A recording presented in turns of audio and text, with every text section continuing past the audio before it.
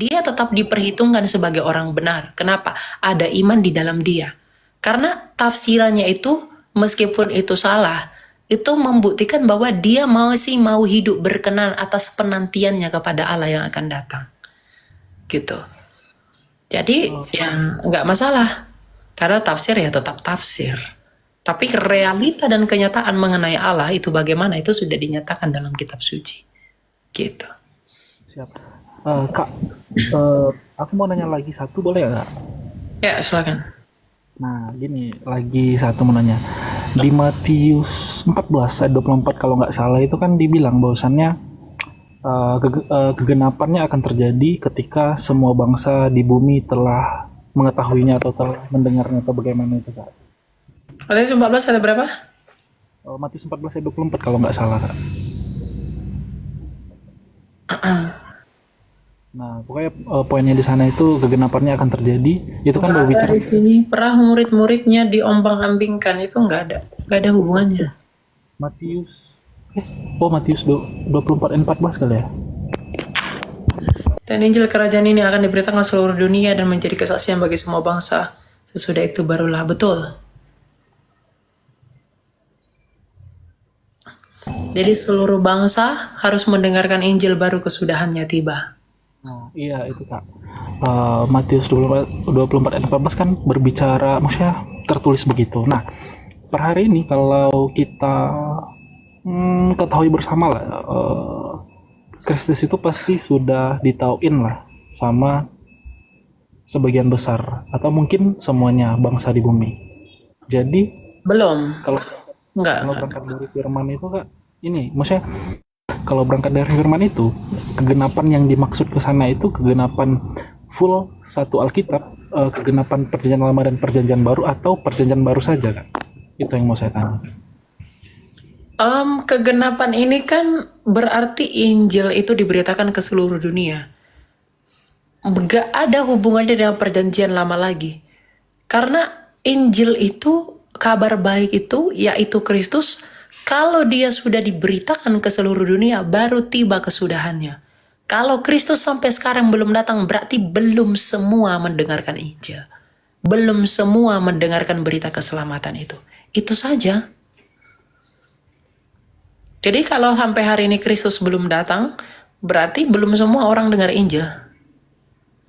Belum semua telinga mendengarkan dia.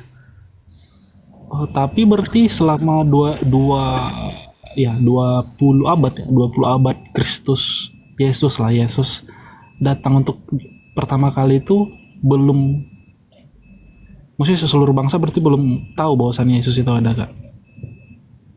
Ya kan penginjilan itu kan dinamis, progresif. Dulu akses nggak semudah sekarang menginjili.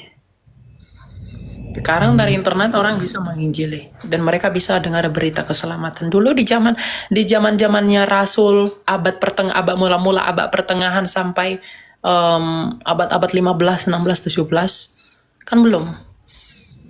Pokoknya poinnya itu bukan di masalah teknisnya, tapi Tuhan yang mengetahui waktunya genap atau tidak. Kalau Kristus belum datang sampai sekarang, artinya belum semua orang mendengarkan Injil keselamatan itu mengenai dia. Jadi jangan kita yang buat tolak ukur, bukannya bangsa-bangsa ini sudah kenal ya, sudah ini, sudah itu. Jangan kita yang mengukur itu, karena itu bukan bagian kita. Karena kalau sampai dia datang, berarti semua sudah mendengar. Tapi kalau dia belum datang, makanya penginjilan harus digalakkan, penginjilan itu harus diteruskan agar semua orang mendengar dia dan dia datang. Begitu. Oke, berarti harusnya penginjilan per hari ini adalah penginjilan yang berfokus tentang perjanjian baru ya dan kegenapannya. Kristus itu tidak hanya di perjanjian baru. Karena nubuatan mengenai dia itu sudah di perjanjian lama. Kristus itu tidak sekonyong-konyong dianggap sebagai Kristus di masa perjanjian baru tanpa perjanjian lama. Keimamatan Kristus, kemesiasannya, kenabiannya, dan ketuhanannya, keimamatannya, itu didasarkan dari hukum dan nubuatan yang ada di perjanjian lama. Jadi ketika kita mewarta mengenai Kristus, kita nggak bisa membelah perjanjian lama, perjanjian baru, perjanjian lama nggak usah dipakai. Seperti orang-orang Marsion. Enggak. perjanjian lama tetap dipakai untuk membuktikan bahwa Mesias yang telah dijanjikan sejak semula di dalam tulisan-tulisan ini melalui para nabi itu telah digenapi oleh pribadi Kristus. Jadi perjanjian baru itu sebagai kegenapan untuk perjanjian lama dari nubuatannya. Jadi nggak ada istilah cuma perjanjian baru yang diberitakan, enggak. Tetapi ketika kita menghantarkan keselamatan bagi orang, kita membawa Kristus kepada mereka. Ketika mereka memberitakan, ketika mereka mempertanyakan siapa itu Kristus, maka kita kembali ke perjanjian lama. Mengenai apa? Janji Allah kepada nenek moyang manusia. Apa sejak semula. Maka Kristus itu menjadi solusi, menjadi penutup. Dan muara yang terakhir, aliran yang terakhir dari apa yang dijanjikan sejak mulanya. Gitu. Jadi nggak bisa dibelah-belah. Karena kitab suci 2 Timotius 3 ayat 16, semua tulisan yang diilhamkan oleh Allah bermanfaat untuk mengajar, menyatakan kesalahan, dan mendidik orang dalam kebenaran. Jadi nggak bisa dibelah-belah. Nanti jatuhnya jadi kayak orang Marsion. Bedakan Allah perjanjian lama, bedakan Allah perjanjian baru. Itu sesat itu. Aku mau nanya boleh nggak Kak? Ya. Satu-satu. Oh iya. Silakan, my box. Kalau sudah kita lanjutkan ya. Ya, jadi nggak ada ya perjanjian lama tuh bercacat sehingga ada perjanjian baru. Nggak begitu. Pemahamannya nggak begitu. Ya, perjanjian itu baru. Perjanjian baru itu ada sebagai penggenapan, fulfillment dari apa yang telah dijanjikan sejak semula. Gitu. Ya. Karena yang Tuhan janjikan kepada Adam sejak semula adalah Mesias. Jadi Taurat, perjanjian lama itu adalah penunjuk arah. Sedangkan perjanjian baru itu adalah berakhirnya arah itu di mana. Selesainya. Perjanjian lama itu menunjuk harus ke kanan. Ke ujung. Baru kiri, kanan lagi. Nah, perjanjian baru itu ujungnya itu. Jadi perjanjian lama ini adalah jalan menuju perjanjian baru. Karena pemenuhan perjanjian lama itu hanya di dalam Kristus. Di luar itu enggak ada. Tapi tunggu bro, tadi kan kamu bilang satu, udah dijawab Mas Elia satu juga. Nggak ini ya, takutnya mereka nanti yang nunggu. Ya, masih banyak yang lain ya. Maaf ya, saya hanya mengantari moderator aja ya.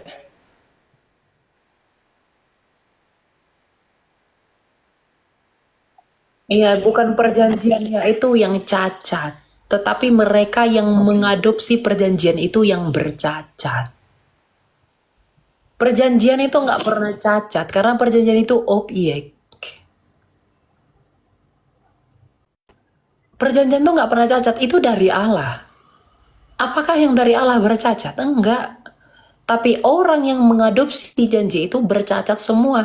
Makanya Taurat itu menjadi kutuk bagi mereka. Karena mereka nggak bisa lakuin satu pun dengan benar. Karena bersalah terhadap satu itu bersalah terhadap seluruh hukum. Jadi bukan perjanjian itu yang bercacat. Tetapi orang yang mengadopsi perjanjian itu. Mereka tidak bisa sesuai dengan syarat perjanjian itu. Apa itu? Taurat. Makanya dalam Galatia 4 ayat 4, Kristus takluk kepada hukum Taurat agar apa? Agar di dalam dialah janji yang baru itu ada. Karena orang yang mengadopsi perjanjian lama itu tak bisa sempurna mengikuti Taurat, maka kesempurnaan Kristus itu menjadi pembenaran bagi orang-orang yang tidak bisa sempurna. Jadi Taurat itu seperti cermin, ya. Kristus solusi. Tak ada satu orang pun yang bisa berhasil melakukan apa yang dituntut Taurat. Tetapi Kristus berhasil melakukannya. Maka Kristus ini menjadi sarana perjanjian baru bahwa kita yang beriman kepada Kristus yang sempurna melakukan Taurat tadi akan dibenarkan dan dikuduskan. Jadi bukan perjanjiannya itu yang bercacat. Tapi orang-orang yang tak satu pun dapat melakukan apa yang menjadi syarat perjanjian itu.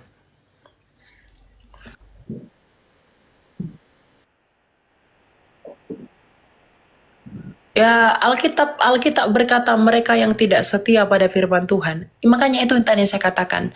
Yang mereka ingkari itu apanya? Perjanjian tuh nggak bakal, kamu jangan berharap bakal ada lagi perjanjian baru kedua, itu nggak ada.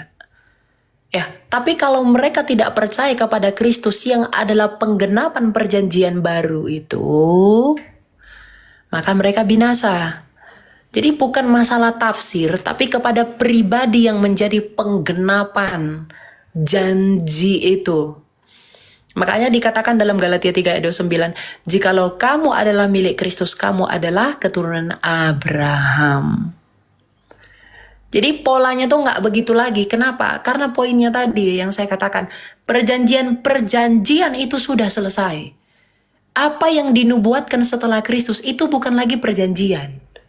Karena perjanjian baru, jangan ada berharap ada lagi perjanjian baru kedua, perjanjian baru ketiga, enggak. Karena janji itu ya keselamatan sejak mulanya, dan keselamatan itu telah dinyatakan. Ya sudah, nggak ada yang itu, nggak ada lagi yang datang. Tapi kalau mereka menolak otoritas Kristus, mereka menolak untuk percaya kepada Kristus yang adalah penggenapan janji itu, mereka akan binasa. Nah, kalau kamu katakan bagaimana orang Israel rohani, orang Kristen kalau memang benar-benar Kristen nggak mungkin menolak Kristus yang adalah penggenapan nubuatan. Nggak mungkin mereka tolak Kristus. Gitu.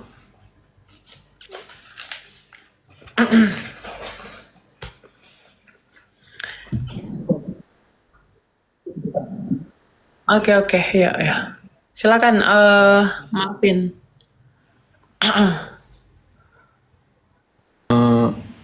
Saya boleh tanya ya. Ya, Kan silakan. sebenarnya kan saya datang dari tradisi yang mungkin berbeda dari Kak Adia ya, Kristen yang berbeda. Maksudnya saya dari mungkin lebih ke barat gitu ya, Protestan. Tapi maksudnya saya mau tahu aja perspektif dari gereja timur, bagaimana memandang keselamatan dalam aspek kalau misalnya predestinasinya gitu. Karena I just want to know gitu, I want to learn more. Karena saya juga Bible teacher gitu ya dulu di gereja, jadi saya mau tahu aja gitu. Oke. Predestinasi itu bukan pandangan timur, bro. Itu pandangan Calvin. Ya. Iya. That's why aku lihat Calvin, aku lihat kan kalau gereja barat kan ada Calvin, ada Arminianisme gitu. I don't find it compelling gitu. Jadi aku nggak lihat itu. Oh, jadi yang mau kamu pertanyakan itu apa? Aku mau tanya di gereja timur sendiri, adakah pandangan seperti itu ataukah bagaimana memandang tentang predestinasi gitu atau di gereja timur? Oke, ya. Bagaimana gereja timur memandang predestinasi gitu? Silakan Timothy. Ada buku, tapi ini agak sedikit ini ya, agak menyinggung Calvin. Patriark Yerusalem pada abad ke-13. Saya punya sih bukunya, cuma ini lagi di luar di luar perpustakaan saya. Di situ dia sempat menyinggung tentang predestinasi yang diajarkan oleh Calvinis. Atau setelah penerus Calvin ada juga yang berpaham double predestination. Soalnya nggak percaya sebenarnya sama Calvin juga gitu. Enggak, kita perlu ketahui sebenarnya akar permulaan tentang masalah takdir itu bermula dari ini. Nah, bermula dari teologi dari Calvin. Tapi fokus kita adalah tentang predestinasi. Tapi kalau kita lihat sejarah, ternyata dulu pernah ada episkop yang pernah mengajarkan predestinasi. Dan dia dianatema. Dan dia dikucilkan karena pengajarannya terhadap predestinasi. Karena gini, predestinasi itu pada dasarnya dalam pandangan gereja timur tidak ada. Kalaupun ada predestinasi dalam pengertian bukan double predestination. Atau predestinasi ganda. Kalau predestinasi adalah pengertian di mana Allah mengharapkan semua manusia itu dapat selamat, bukan binasa. Nah, dasar iman kekristenan timur itu dilihat dari Kejadian pasal 2 ayat 18. Itu yang sering kita kutip sebelumnya. Kejadian 2 ayat 17 sampai 18. Di mana Allah sendiri menunjukkan kepada manusia akan free will mereka. Itu bukan double predestination. Kalau sana double predestination, pasti Tuhan tidak akan memberikan peringatan kepada Adam dan Hawa. Jangan kamu makan buah ini. Kalau kamu makan, kamu akan mati. Ya Allah nggak akan peduli akan hal itu. Karena apa? Allah sendiri yang merancangkan dia akan akan jatuh atau tidak jatuh. Kalau pemahaman predestinasi itu dipertahankan, yaitu double predestination. Nah, Jadi dalam pemikiran Timur sendiri itu dilihat pada dasarnya adalah Allah itu maha tahu. Allah itu maha tahu dan maha mengetahui, tapi Allah mengizinkan hal itu terjadi. Karena apa? Karena free will manusia. Pengetahuan Allah tidak dapat diartikan seolah-olah Allah yang menetapkan dari apa yang menjadi ketetapannya. Tetapi Allah mengetahui ketetapan-ketetapan yang terjadi. Karena Allah itu maha tahu. Ya, Allah itu maha tahu. Nah, jadi kalau dikatakan bahwa bagaimana pandangan Timur, ya pandangan Timur tetap menolak akan adanya double predestination ini. Gitu ya. Ya, Nah, tapi masih kalau saya baca di Efesus pasal 1 gitu ya, itu juga ada Paulus mengatakan bahwa, bentar ya, aku bacakan ya. Keluar dari itu, nggak bisa dengar kita. Kalau saya nggak bisa salah dengar. ada ya ayat-ayat ini. Efesus 1 ayat 4 nggak? ayat 5, ayat 5. Oh iya, iya betul kan? Tadi saya baca, soalnya kalau keluar dari TikTok nggak ada masuk di suara saya ya. Oke, Nggak oke. bisa. Sebentar, saya tampilkan dulu bukunya. Ini dari bukunya Romo Aji ya. Sebentar. Oke. Soalnya di ayat 5 kan dia ngomong gini ya. Kita baca aja deh biar ini jelas ya. Hmm. Jadi ini yang saya singgung sebelumnya. Ada pendapat seorang dari gereja ortodoks, semua adalah ajaran am, keyakinan bersama yang berasal dari para rasul, sehingga seorang patriark pun seperti halnya Kyrios Lukaris lalu mengajarkan sesuatu yang bertentangan dengan iman yang am. Yang satu ini akan dipecat dan dikucilkan karena apa? Dia mengajarkan predestinasi. Kalau kita lihat dalam lampiran 2 ini ya. Nih, ajaran inilah yang ingin dimasukkan oleh Kyrios dari Lukaris ke dalam gereja ortodoks, dan akhirnya dia di anatema. Oke, tadi ini ya Efesus 1 ayat 4 ya. Dalam Ayat Efesus 5. iya, ayat 5. Selanjutnya Efesus 1 ayat 5 mengatakan, dalam kasih ia telah menentukan kita dari semula oleh Yesus Kristus untuk menjadi anak-anaknya sesuai dengan kerelaan kehendaknya. Dalam kasih artinya terjadinya rencana kekal. Itu akibat lingkaran gerak kasih tadi. Ia telah menentukan kita, artinya Allah telah menetapkan kodrat macam apa kita. Menetapkan kodrat macam apa kita, yaitu kemanusiaan kita itu. Nantinya akan dijadikan. Jadi sifat kodrat kemanusiaan kita itulah yang telah ditentukan dan ditakdirkan Allah. Karena saya tadi mengatakan predestinasi ya, tapi bukan double predestination. Ditakdirkan Allah dari semula, yaitu dari kekekalan di dalam gerak kasihnya. Ya, kasihnya sendiri oleh Yesus Kristus. Karena penentuan penciptaan kodrat kemanusiaan itu akibat hubungan kasih Allah dengan firman-Nya yang setelah menjadi manusia bersama Yesus Kristus, maka oleh firman Yesus Kristus inilah kodrat kemanusiaan itu direncanakan untuk diciptakan. Tapi yang saya ingin fokuskan adalah pernyataan Romo seperti ini. Mana ya, ketika dia menyinggung tentang kenapa dikatakan kamu adalah yang terpilih itu. Itu terkait dengan ini, perbedaan manusia dengan malaikat dan juga makhluk-makhluk surgawi. Makanya dikatakan kamulah yang terpilih gitu loh. Saya lagi cari ayat itu. Oke, ini kali ya. Jadi pemilihan ini bukan pemilihan individu atau perorangan, melainkan pemilihan kita secara kolektif bersama-sama, yaitu pemilihan kodrat kemanusiaan kita. Selain ayat tadi yang kamu kutip, ada juga Yeremia 1 ayat 5 dan Galatia 1 ayat 15. Sebelum engkau keluar dari kandungan, aku telah menguduskan engkau dan memilih aku sejak kandungan ibuku dan memanggil aku oleh kasih karunia-Nya. Tetapi yang dimaksud di sini adalah pemilihan dalam kemahatauan Allah. Artinya Allah memang tahu sebelumnya apa-apa yang terjadi kepada tiap-tiap orang, apa yang akan dilakukan kelak, bahkan sebelum manusia itu lahir. Tapi yang ingin saya cari sebenarnya itu loh, yang dimana Romo Aji ada mengatakan, terpilih ini dalam pengertian pembedaan manusia terhadap makhluk-makhluk surgawi, bukan per orang. Seolah-olah per orang ini double predestination nantinya. Tapi yang Iya. kamu dapat dari penyampaian saya nangkap nggak? Nggak bahwa Aku berkati mati.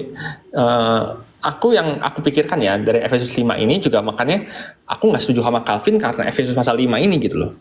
Aku nggak setuju dengan pandangannya si Calvin atau pandangan Arminianisme yang Kristen Barat itu, aku nggak setuju itu karena Efesus pasal 5 ini.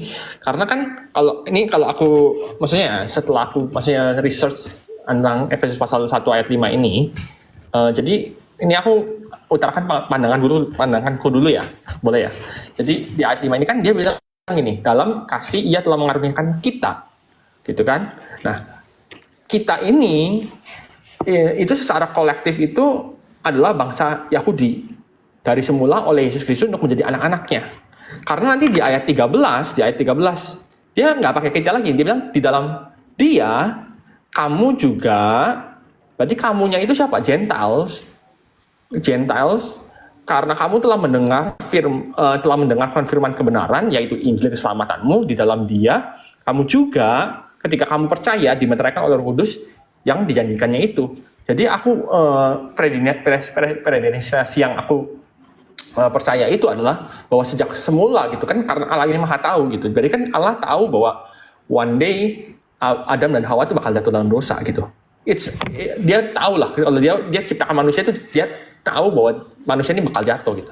So at the first place dia juga sudah menentukan bahwa Yesus ini one day dia pasti harus turun ke dalam dunia untuk mati, menebus manusia gitu. Dan dia sudah menentukan jalannya bahwa nanti dia pakai Abraham dan seluruh keturunannya bangsa Israel sampai akhirnya Mesias ini turun, dan itu yang diprediksi-kan Yesus gitu, bahwa jalannya ini dari Abraham sampai Yesus ini sudah lainnya itu garis jalannya ini dia tentukan bahwa Yesus one day harus turun gitu, Allah Sang Firman ini harus turun untuk menjadi manusia untuk menebus, supaya ayat 13 dilanjutkan di dalam dia kamu juga, di kamunya ini kalau aku percaya aku tafsirkan juga, misalnya aku secara research ini kamunya ini adalah Gentiles, di dalam dia kamu Gentiles karena kamu telah mendengar firman kebenaran yaitu Injil keselamatanmu, di dalam dia kamu juga ketika kamu percaya dimeteraikan Roh Kudus. Jadi barang siapa percaya akan diselamatkan. Jadi keselamatan itu nggak kayak seperti Calvin percaya bilang bahwa oh Tuhan nggak tentuin 1, 2, 3 ini masuk neraka, 1, 4, 5, 6 masuk ke dalam surga gitu loh. Ya kan bro, yang harus kamu ketahui pun juga di Calvin itu ada pro kontra bro. Jangan mereka ada juga kok, ada yang mendukung double predestination, ada yang mendukung hanya predestinasi baik. Nah, ya sebenarnya kalau dikatakan Calvin, ya kita tidak bisa menjudge mereka seolah-olah mengajarkan hal ini. Karena saya pernah berdiskusi juga di kalangan Calvinis. Karena apa? Karena konsep penekanan predestinasi itu muncul setelah Calvin itu dia hanya menyinggung tentang predestinasi dari pemahaman konsep Santo Agustinus. Setelah beliau sudah tiada, penerusnya inilah yang mengembangkan pemahaman tulip dari apa yang disampaikan oleh Calvin. Jadi itu penafsiran dari penafsiran gitu loh. Yang dijelaskan dengan dijelaskan baru lagi. Nah, jadi karena itulah Calvin ini ada pro yang predestination, hanya satu predestinasi, yang satunya lagi pro dengan double predestination. Ya, itu biarlah menjadi kekayaan dalam berteologi ya, khususnya yang ada di gerakan Calvinis ini. Oke, itu aja sih yang mau nanya. Tapi boleh tanya satu lagi ya. Jadi maksud saya akhirnya bisa ngerti bahwa dari gereja timur sendiri dia nggak percaya double predestination gitu.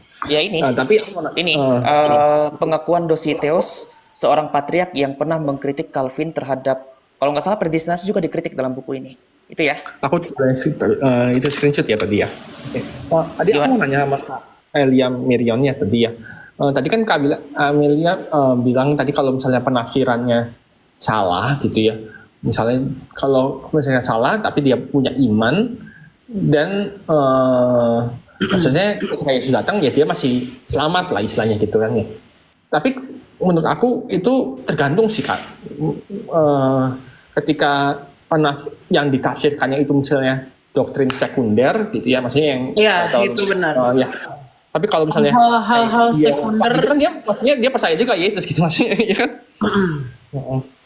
Hal-hal sekunder itu berbeda, tidak terlalu bermasalah. Tapi kalau hal-hal primer itu berbeda, itu membinasakan.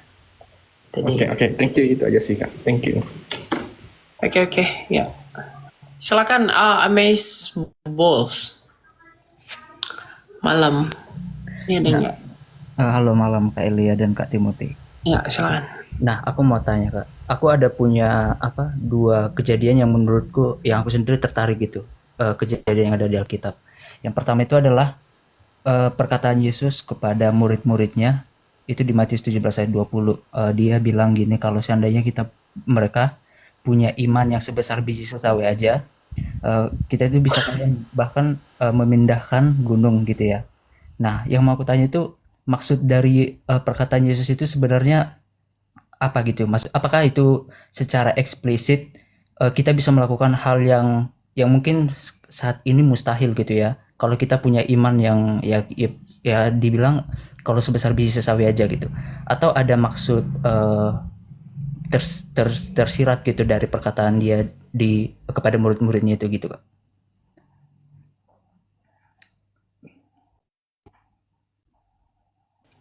Ya, tentang perumpamaan biji sesawi ya.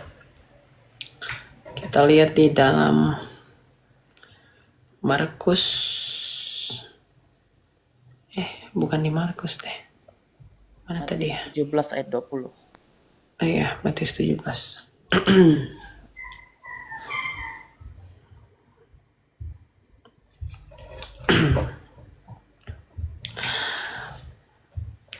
Ia berkata kepada mereka, karena kamu kurang percaya, sebab aku berkata kepadamu, sesungguhnya sekiranya kamu mempunyai iman sebesar biji sesawi saja, kamu dapat berkata kepada gunung ini, pindah dari tempat ini ke sana, maka gunung ini akan pindah dan tak akan ada mustahil bagimu. Ya, ini sebenarnya tidak tidak bisa ditafsirkan secara harafiah bahwa kalau saya beriman kepada Kristus lalu saya suruh gunung itu pindah lalu dia akan berpindah. Enggak.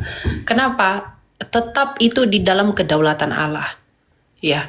Artinya gini, iman yang besar itu, ada seorang pendeta pernah berkata begini, iman besar itu ketika kamu suruh gunung itu pindah, dia akan pindah. Tapi iman yang benar, kalau kamu suruh gunung itu pindah, tapi dia tidak pindah, kamu tetap percaya. Kenapa? Di balik imannya kita kepada Allah, ada kedaulatan Allah yang melingkupi segala sesuatu. Apakah iman kita itu sesuai apa yang kita imani itu terjadi demikian? Apakah itu sesuai dengan yang dikehendaki Allah atau tidak? Ya, bisa saja gunung ini berpindah kalau Tuhan mengkehendaki. Jadi semua kembali kepada kehendak Allah. Apakah kehendak Allah selaras dengan apa yang kita imani menurut keinginan kita atau tidak? Ketika saya misalnya mengimani bahwa dia akan sembuh, tapi kalau Tuhan tidak izinkan dia sembuh, lalu ketika dia tidak sembuh, berarti apakah iman saya akan hilang? Enggak. Ya, karena tetap di dalam kedaulatan Allah. Jadi perumpamaan biji sesawi ini tuh sebenarnya tentang apa ya? Tuhan Yesus itu mau menekankan tentang iman yang sejati. Bagaimana sebenarnya iman yang sejati itu. Jadi bukan tentang makna literal, kalau kamu ngomong gunung itu nggak pindah, berarti iman kamu nggak sejati. Bisa terjadi demikian, tetapi tidak lantas hal itu yang menjadi tolak ukur bagi mengukur iman orang lain. Karena Ayub pun di dalam penderitaannya, kurang besar apa iman Ayub, Tuhan sendiri approve dengan iman Ayub. Lihatlah betapa salehnya dia. Tetapi ketika dia sakit, dia mengalami pencobaan, dia mengalami ujian yang dari Tuhan, dia mengharapkan apa? Kesembuhanlah dan lain-lain. Tetapi apakah itu terjadi sama dia saat itu juga? Enggak. Tapi ketika dia tetap setia, kenapa itu enggak terjadi? Karena Tuhan belum izinkan waktu itu terjadi. Ya, artinya apa? Apa yang diimani Ayub itu tetap tidak boleh lebih tinggi dari apa yang Tuhan kehendaki menurut ketetapan dan tujuan yang ilahi. Ya, karena ketika Ayub menginginkan aku, mengapa begini ya Tuhan, mengapa aku mendapatkan hal seperti ini, Tuhan tetap tidak mau melakukan apa yang seperti Ayub imani, tetapi Tuhan kemudian memulihkan Ayub pada keadaan yang sebelum bahkan 2 kali lipat itu karena apa? Karena tujuan Allah itu telah selesai. Artinya apa? Apa yang kita imani kalau tidak selaras dengan perizinan dan kehendakan Allah, tidak akan pernah terjadi. Tapi kalau kita mengimani sesuatu dan itu sesuai dengan apa yang Allah kehendaki dari dirinya menurut ketetapannya dan tujuannya sendiri, hal itu akan terjadi. Gitu. Jadi jangan memandangnya itu kalau saya takutnya ada orang pikir kalau saya suruh gunung itu pindah, lalu gunung itu nggak pindah, padahal saya percaya Yesus, berarti saya nggak punya iman. Bukan begitu, ya. Oh, oke Kak. Oh, nah selanjutnya tuh Kak, kenapa di situ istilahnya Yesus ibaratnya kayak membuat tolak ukur gitu sebesar biji sesawi. Nah, apakah iman seseorang itu bisa diukur gitu? Dan kalau seandainya maksudnya diukurnya itu sebenarnya kan kalau iman itu kan ya udah percaya kepada Kristus, ya berarti kita beriman kepada Dia. Apakah iman kita itu bisa diukur besarannya gitu Kak maksudnya? Ya, kenapa menggunakan biji sesawi? Karena dalam budaya orang Yahudi, biji sesawi itu hal yang kecil, disepelekan. Tapi coba perhatikan, Yesus nggak ngomong sekecil biji sesawi, tapi sebesar biji sesawi. Padahal biji sesawi itu kecil. Tuhan Yesus nggak ngomong sekecil biji sesawi, tapi sebesar biji sesawi. Artinya apa? Kalau iman yang adalah anugerah itu ada di dalam kita, itu bisa merubah kita dan merubah orang yang ada di sekitar kita. Seperti apa yang iman itu kehendaki dan apa yang Tuhan kehendaki terlebih. Ya, makanya respon para murid di situ itu adalah kerendahan hati mereka dan iman mereka semakin bertambah dan bertumbuh ketika mendengarkan itu. Ya, jadi ya hal-hal terkecil sekalipun yang ada di dalam kita yang dikaruniakan Tuhan itu berarti karena yang Tuhan jadikan pun murid-muridnya itu adalah orang-orang kecil. Apa yang dipandang dunia ini hina dan kecil, itu yang dipakai Allah melakukan perbuatan yang besar. Demikian juga iman. Kalau kamu punya iman kecil, itu bisa berbuah besar, apalagi iman yang besar. Begitu. Identiknya begitu. Tapi kalau saya lihat di Alkitab, iman yang besar itu selalu diuji dengan penderitaan. Karena mujizat itu, orang-orang yang imannya kecil itu selalu diukur dengan hal-hal yang demikian. Tapi kalau iman membuktikan imannya itu besar atau tidak, itu ketika dia diberi penderitaan. Sama seperti Rasul Paulus, ketika dia menderita, apakah imannya tetap bertahan, tetap setia atau enggak? Jadi kalau orang Kristen di masa kini itu sedang ketika dia belajar firman Tuhan, mengerti firman Tuhan, tapi dia dalam keadaan pencobaan-pencobaan, dia dalam pengujian, itu sedang memproses orang itu untuk membuktikan apakah imanmu besar dan apakah imanmu benar.